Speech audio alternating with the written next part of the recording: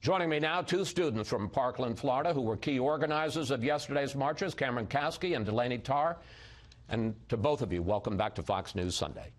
Thank you for having us. Cameron, it was a remarkable event. Hundreds of thousands of people marching on Washington and cities around the country. But in practical terms, what do you think you accomplished? I think the best thing to come out of the march was the fact that while it was important to stand for what we believe in, and it was important that the people have come together on this unified front, I think that the fact that young people everywhere were taking initiative, standing up and leading in their communities showed that we've learned that our voices matter. And so many people came and registered to vote. So many people discussed voting. And if you look at the voter turnout for our age, it's embarrassing. So the fact that this movement has so many people realizing that it's important to get out to the polls is what I think is one of the best things we've accomplished. Well, I want to pick up on exactly that point, which is that young people traditionally do not go out and register and vote. Take a look at these numbers. In the last midterm election in 2014, only 19.9% of 18 to 29-year-olds voted. That was the lowest rate of youth turnout in the last 40 years. Delaney, what makes you think that 2018 is going to be any different? And look, I understand the rally is exciting, but we're talking about more than 7 months from now. Are people going to go out, and are they actually going to vote in November? And how do you, in a sense, keep this movement going? I believe that the strongest thing that we have going for us at this time is the fact that this is a youth movement. This is led by the youth, and it is led for the youth.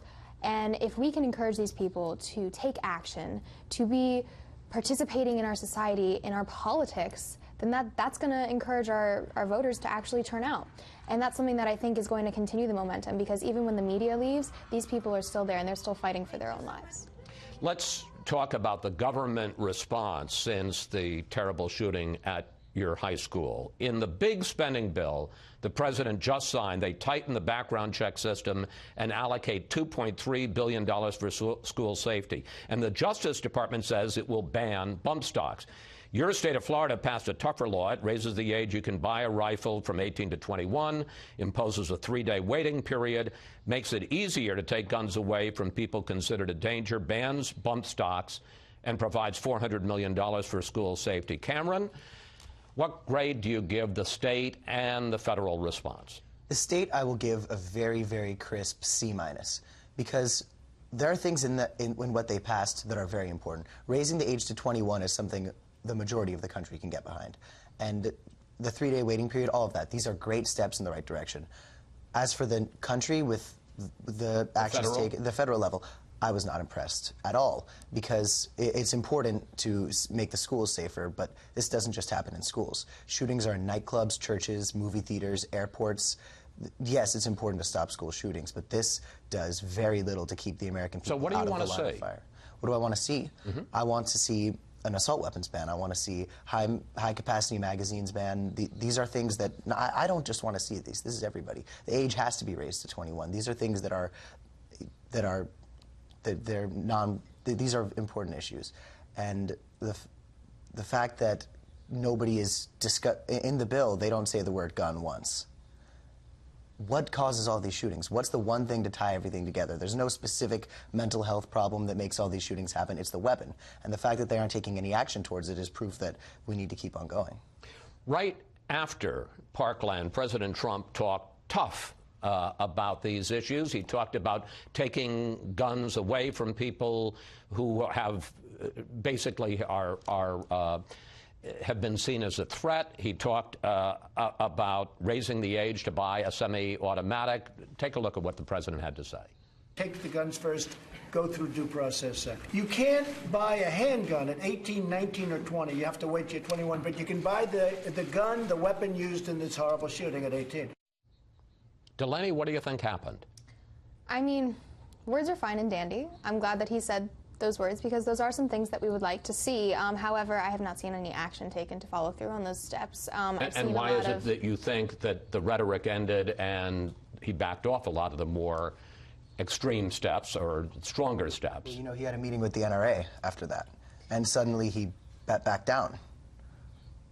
And is that what you think it is? I mean, to call it a coincidence seems like a bit of a stretch, because to say all of these incredibly firm stances and then to immediately backpedal on them after having a meeting with the NRA, and not a long time period of difference there, it reads sketchy to me. The NRA says that what you guys want to do is not just take away semi-automatic weapons, just take away high-capacity weapons. You really want to take away people's guns. Here is one of your fellow students at Parkland, Kyle Kasky, talking during the march yesterday. They truly don't know what they're marching for. They think that they're marching to end school violence, but in reality, the March for Our Lives website has it listed that they want to ban assault rifles. Cameron, how do you respond to Kyle? Well, first of all, we are not just marching to end school violence. We are marching to end violence all over the country, because that's where it happens. Second of all, we are not trying to take everybody's guns away.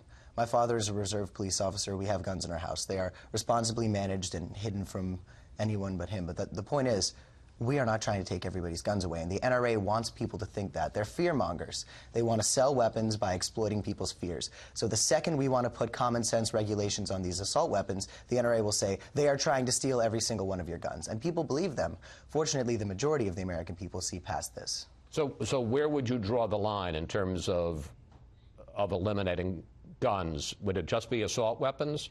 I think assault weapons need to be banned, and I think that smaller weapons used more for protection of your homes can be sold, but there need to be more restrictions. You need to go through a mental health check. You need to be 21. These are all things that are common sense, and I think getting a handgun to protect your home is an important thing if you need to, but it can't be that easy.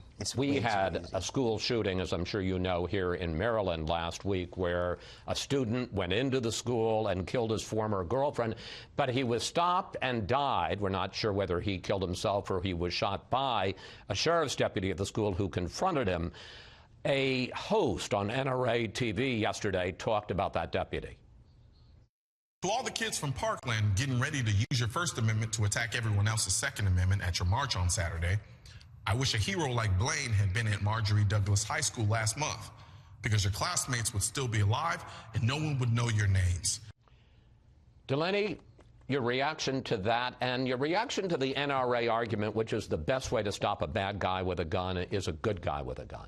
Well, first of all, our school is Marjory Stoneman Douglas High School, not Marjory Douglas High School. Felt like I needed to clarify that. But also, I'm glad that that sheriff had a gun, because he is a person who should have a gun.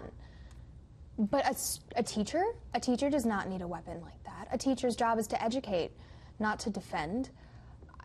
The narrative that they're pushing, that a good guy with a gun, what do they define as a good guy with a gun? Because I would define it as a highly trained professional, not as filling our classrooms with weapons. That is not a good guy with a gun. And what about the implication when he says nobody would know your name, that this is an ego trip?